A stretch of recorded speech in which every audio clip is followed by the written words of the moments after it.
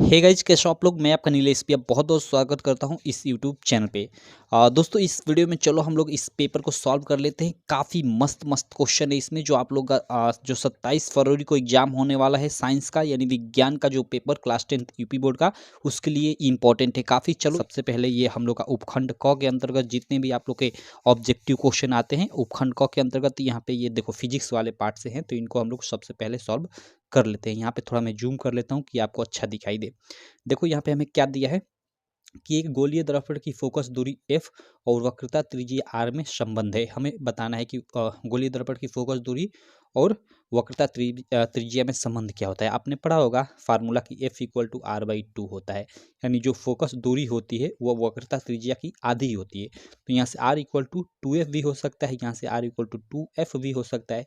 तो कहीं भी आपको ये रिलेशन दिख जाए, देखो यहाँ पे r equal to two f पहला ही रिलेशन दिख रहा है, तो ये आपका सही हो जाएगा। क्लियर।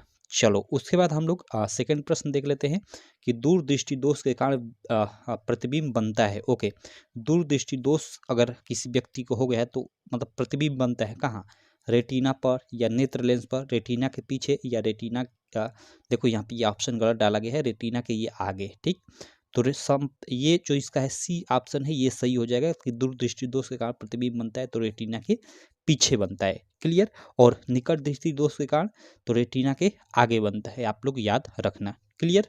चलो थर्ड प्रश्न है कि जीवाश्म ऊर्जा का स्रोत है। ओके, जो ऊर्जा है उसका क्या स्रोत है। सौर ऊर्जा, पवन ऊर्जा, विद्युत ऊर्जा, कोयला। तो देखो जो कोयला और पेट्रोलियम है ये सब क्या है, जीवाश्म ऊर्जा के स्रोत है। सिंपल। ठीक। उसके बाद चौथा, तीसरे के बाद ये चौथा प्रश्न आप लोग देख सकते हो कि निम्न परिपथ में ए बी बिंदुओं के बीच तुल्य प्रतिरोध ज्ञात कीजिए। ओके, यहाँ एक बिंदु दिया है ए और बी, और बीच में ये पूरा ये सर्किट सब बनाया हुआ है, और इसमें हमें तुल्य प्रतिरोध पूछा जा रहा है। कैसे ज्ञात करेंगे, तो देखो मान लो यहाँ से आप लोग की धारा प्रारंभ होती है और यहाँ आती है, तो देखो यहाँ आप लोग का ये दो पार्ट में डिवाइड हो जा रही है, यानी ये दोनों हम लोग के किस क्रम में है, समांतर क्रम में। तो समांतर क्रम का फार्मूला क्या होता है, one by r equal to one by r one plus one by r two, जितना प्रतिरोध हो तो वन बटा में आर वन का मान यहाँ पे एक, तो एक रख देता हूँ, प्लस वन बटा में आर टू का मान यहाँ पे एक ओम ही है तो एक ओम रख देता हूँ, और आगे कुछ नहीं है तो छोड़ देता हूँ यहीं तक। अब इसको हम लिखेंगे तो one by r equal to क्या हो जाएगा हम लोग का, ये देखो ये दो बट्टे एक हो जाएगा, और सिंपल यहाँ से आर इक्वल टू क्या हो जाएगा, एक बट्टे दो, यानी आर इक्वल टू हम लोग का 0.5 ओम। यानी इन दोनों को हमने सॉल्व किया तो 0.5 ओम तुल्य प्रतिरोध आ गया। अब ये दोनों जुड़कर यहाँ पे 0.5 ओम बना लेंगे, और ये 0.5 ओम, तो सब एक ही लाइन में हो जाएंगे, यानी श्रेणी क्रम में हो जाएगा। तो 0.5 प्लस 0.5 श्रेणी क्रम में जुड़कर ये क्या हो जाएगा, एक ओम आ जाएगा। आंसर ये बी वाला ऑप्शन सही हो जाएगा। क्लियर। चलो अगला हम लोग प्रश्न देख लेते हैं। अगला आप स्क्रीन पे प्रश्न देख सकते हो कि एक अश्व शक्ति बराबर होता है, जो एक अश्व शक्ति है वो कितने के बराबर होता है, 436 वाट या 736 वाट या 746 वाट या 726 वाट।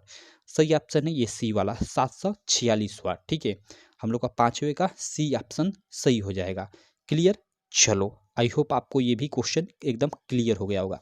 आगे देखते हैं, ये हम लोग का 6 नंबर प्रश्न, यहाँ पे आप लोग देख सकते हो 6 नंबर प्रश्न क्या है कि एक गतिमान आवेशित कण उत्पन्न करता है। ओके, जो एक गतिमान आवेशित कण है वो क्या उत्पन्न करता है, केवल विद्युत क्षेत्र, केवल चुंबकीय क्षेत्र, या चुंबकीय व विद्युत क्षेत्र दोनों, या इनमें से कोई नहीं।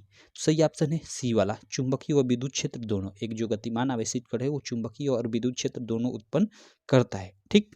सातवां प्रश्न आप स्क्रीन पे देख सकते हो। सातवां प्रश्न है कि निम्न में से कौन सी एक परत पराबैंगनी किरणों को पृथ्वी पर आने से रोकती है। यानी देखो जो सूर्य का प्रकाश होता है ना, उसमें कई प्रकार की किरणें होती हैं, उसमें ये जो पराबैंगनी किरणें होती हैं, ये जो हमारे मतलब शरीर के मानव शरीर के लिए काफ़ी हानिकारक होती है, तो इनको पृथ्वी पे आने से कौन रोकता है, हाइड्रोजन परत या ऑक्सीजन परत या क्लोरीन परत या ओजोन परत। सही ऑप्शन हो जाएगा डी, ओजोन परत।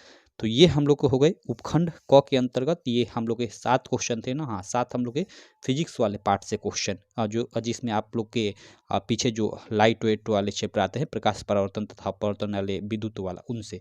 अब इसमें आप लोग का चलो उपखंड ख के अंतर्गत आप लोग का ये केमिस्ट्री का प्रश्न होंगे, यानी जो आपके शुरू वाले चैप्टर जैसे रासायनिक अभिक्रिया एवं